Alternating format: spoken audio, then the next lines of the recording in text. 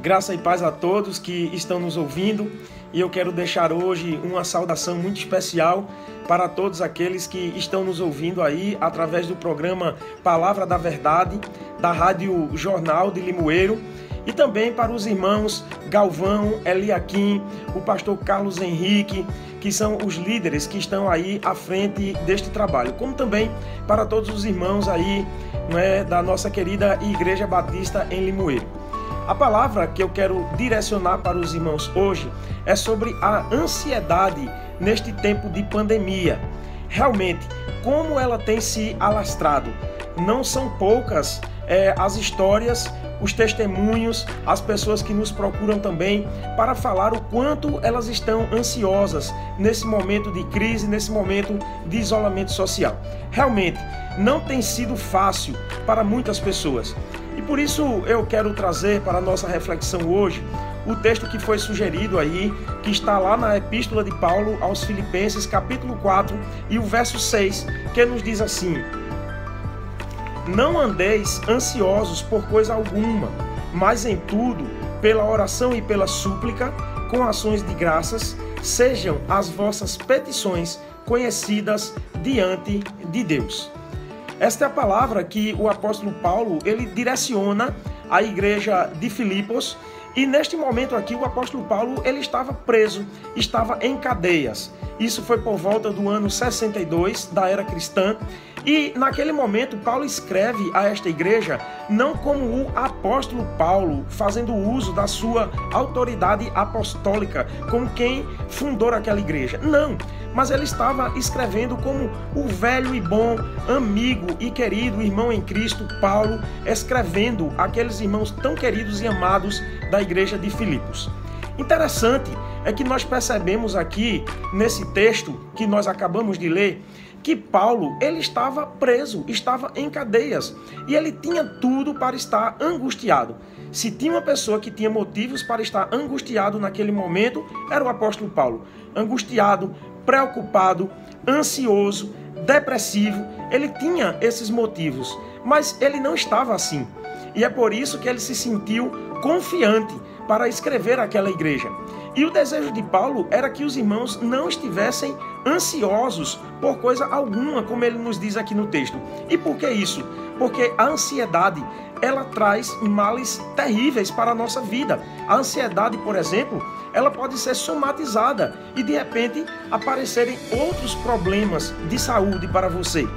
A ansiedade, ela também cega a nossa visão, não é? Nós ficamos como que sem perceber as coisas que estão ao nosso redor. A ansiedade, ela ofusca a visão e faz com que você não perceba as saídas que você pode encontrar para aquela crise, para aquele problema.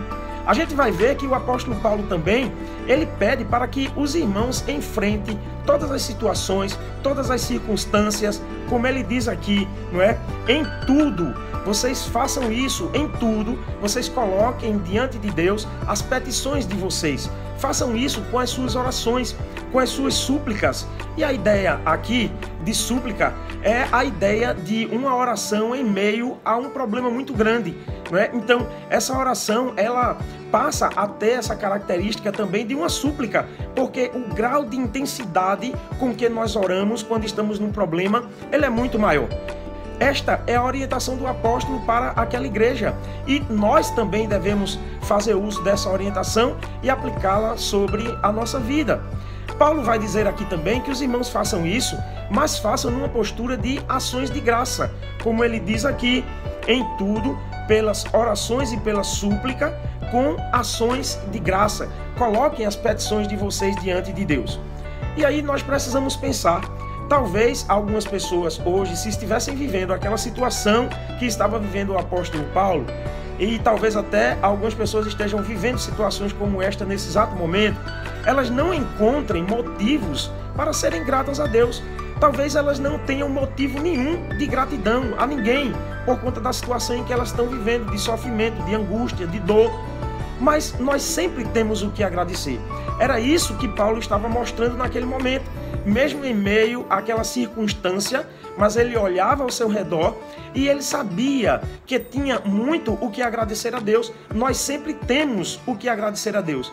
E ele estava dizendo também à igreja dos Filipenses: olha, vocês também têm muito o que agradecer a Deus. E aí, eu quero fazer uma pergunta para você que está me ouvindo.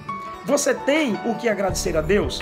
Você já tem o que agradecer a Deus no dia de hoje?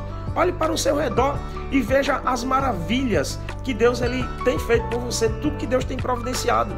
Então, não importa, mesmo que você esteja vivendo um problema muito grande, uma situação muito difícil, uma circunstância que lhe faça sofrer, ter dor, como essa que estava vivendo aqui o apóstolo Paulo, eu quero dizer para você, não olhe para o seu problema, mas olhe para Jesus. E assim eu quero dizer para você, tranquilize o seu coração, mas não deixe de colocar tudo isso que você está sentindo, essa situação que você está vivendo, não deixe de colocá-la diante do Senhor em oração. Porque se você fizer isso, você vai adquirir muita confiança, confiança daqueles que colocam tudo diante de Deus, para que Deus tome a frente, direcione e resolva todos os problemas. E certamente você vai ver que Deus ele vai mostrar a saída.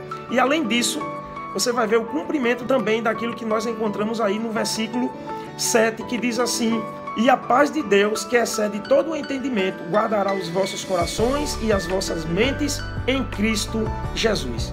É uma paz que Deus vai trazer para você, que é uma paz que excede a qualquer situação desta vida. É uma paz sobrenatural, é uma operação de Deus para a sua vida, para que o seu coração e a sua mente estejam tranquilos. Então você vai estar tranquilo, você vai estar calmo, você vai estar confiante.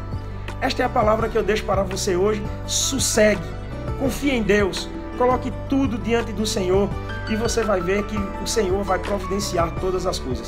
Não adianta ficar ansioso. Essa é a palavra que eu deixo para vocês hoje. Que Deus abençoe a todos e em outro momento, certamente, nós estaremos juntos novamente.